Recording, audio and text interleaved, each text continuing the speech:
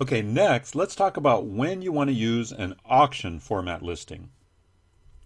You want to use an auction format listing when your pre-sale research tells you that there's good or very high demand for the item.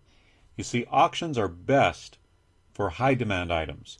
When you've got high demand items, you've got a lot of people searching for that item, and therefore when they see that item at a low auction starting price, which is what I recommend that you do, they're going to place their bid on that item, and then other people will also place their bid. Suddenly you've got a dog pile of people bidding on that item and starting a bidding frenzy. And that's when an auction listing really shines. Number two is when there are not many of this same item on eBay relative to the number of buyers. This is just another way of saying that the item is in high demand and there's low supply. Number three, when you're selling an item that does not have a lot of competition. In other words, there aren't other providers selling the same item. Now, you can't say this for a lot of products on eBay. You have to really be looking at the collectibles, the antiques, and other high demand areas to be able to really look at items that don't have a lot of competition, items that don't have a lot of supply, and items where there is high demand. There are all kinds of areas, though, in that category of collectibles and in the category of antiques. There are massive and tons of subcategories within just those two categories. So keep in mind that this is where auctions really shine, in the high demand world. And I don't mean they have to be an incredibly high demand, something that, is just unfindable. I just mean that they have to be different than the commodity type of items that you would normally buy, let's say on Amazon. DVDs or iPods or iPhones or things like that are everywhere. What we're looking for in an auction listing is something that is particularly unusual, hard to find, and therefore is in high demand. So let me go over some tips for correctly listing an auction. I've done thousands upon thousands of auctions over the years, so I know a few things about how to correctly list an auction. First of all, you want to set the opening bid low relative to its ending price. This is counterintuitive because most people think, oh, I don't want to lose money, so I'm going to set my bid high so that I don't lose money. Well, the opposite is actually true. If the item is a high demand item, what you're going to do is set the opening bid very low. A lot of my collectible Hot Wheels cars, I would start at $9.95, even if that car was expected to sell for $500 or $1,000 or $2,000. And by the way, there are collectible Hot Wheels that sell for $2,000. I sold one once for $3,000. I sold one for $9,800. So you set the opening bid low relative to its ending price. And by the way, the one that I sold for $9,800, I started it at $9.95. Why? Because, like I said, this is the best way to get people jumping into the auction and bidding and excited about the item because they feel like, man, there's a chance here I could get a real screaming bargain. If nobody else finds the auction, if nobody else bids against me, I've got it for $9.95. So you're appealing to people's sense of greed. You're appealing to people's sense of excitement about possibly getting an incredible deal. That's why we set the opening bid low.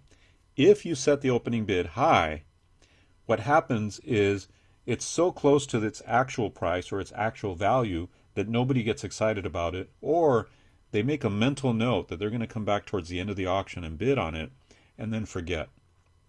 So you end up with a lot of auctions that don't end up closing, and you end up losing a lot of money in fees as well. So that's tip number one. The next tip is do not use a reserve.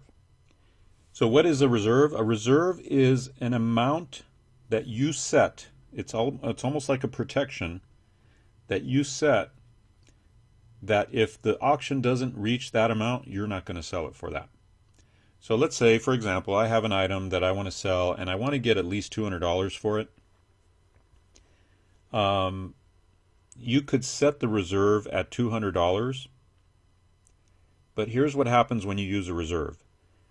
People get into the bidding, right? They'll bid on the item. Let's say that you started off at $9.95. they'll place their first bid, and it'll be at $10.49. And then somebody else will place another bid, and it'll be at $10.99, for example. Let's say that they're using 50-cent bid increments. Each time somebody bids at that low amount, eBay is telling them, your bid did not meet the reserve. Please try again. You know, it doesn't take very many of these bids and receiving that negative message before people give up and they stop bidding altogether. So what a reserve does is it depresses bidding activity. It makes it so people don't want to bid anymore because they don't see any end to it. They feel like, man, what is it going to take for me to reach the reserve? It really goes against creating a bidding frenzy and goes against getting people emotionally excited about your product. So for that reason, I don't use reserves. The next tip is do not use a buy it now option along with the auction. Okay? When you set an auction, you know, in an auction listing format, you also have the ability to add in a buy it now price. And what that does is it allows for people to buy it immediately, you know, unless the auction reaches a certain level. That also has the same effect as having a reserve. It depresses bidding activity. It doesn't get people excited. And every once in a while, you'll get somebody who will just buy it now, which is great, and you'll do okay with it. But in most cases, it's really a wasted opportunity, and it also wastes some of your eBay fees as well. Here's another tip. Use a 7-day listing at the minimum unless you know the item is in very high demand. Then a 3-day or a 1-day is okay. But especially with collectibles and antiques, I like the auction to run about 7 days or 10 days. And the reason for that is I want the most exposure for that item possible. And often in a 1-day listing, you can't get that type of exposure. Unless, again, you know people are constantly searching for that item on eBay and it's in very, very extremely high demand. Now, collectibles are also in high demand, but they may not be as high of demand, or you may just want to be sure that everyone in the collector community gets a chance to see it through a 7-day listing. So let's take a look at tips for correctly listing an auction. You want to run your auctions from Sunday evening to Sunday evening. Why? Because this is the time frame when most people are home and they're relaxing in front of the computer. You know, typically on weekends, people are busy running around doing things, fun things. You know, they're going outside, they're going out to dinner, they're doing all kinds of things on the weekend that they can't do during the week. During the week, it's been proven there's just less activity in general than on a Sunday evening on eBay. You also want to run your auctions from about 9 p.m. Eastern Standard Time to about 11 p.m. Eastern Standard Time. This allows the entire country to potentially see your auctions closing. Okay? And that's important. You want to be within that window of time. If I'm on the West Coast, I'm in California, sometime between 6 p.m. and 9 p.m. is ideal. And therefore, on the East Coast, it would be that your auctions close between 9 p.m. and 11 p.m. Eastern Time. And that just means that most of the people are up, most of the people are still awake, and most of the people still have a chance to see your listing or your auction come to a close, because most of the activity in an auction is at the very end of the auction. People jump in at the very end, trying to outbid each other. And oftentimes they kind of save the auction for themselves in their mind, and they come in at the very end to go ahead and try to win it at the very, very end. And then if you're running several auctions of similar items like I do when I list a bunch of vintage Hot Wheels cars, I know that my audience for one of these vintage Hot Wheels cars is probably also going to be interested in all my other listings that I also put up. When you have that situation, be sure that you cross-sell your other items with a statement within each listing by saying something like this. If you like Star Wars figures, or in my case, if you like vintage Hot Wheels, check out all my other listings on eBay today.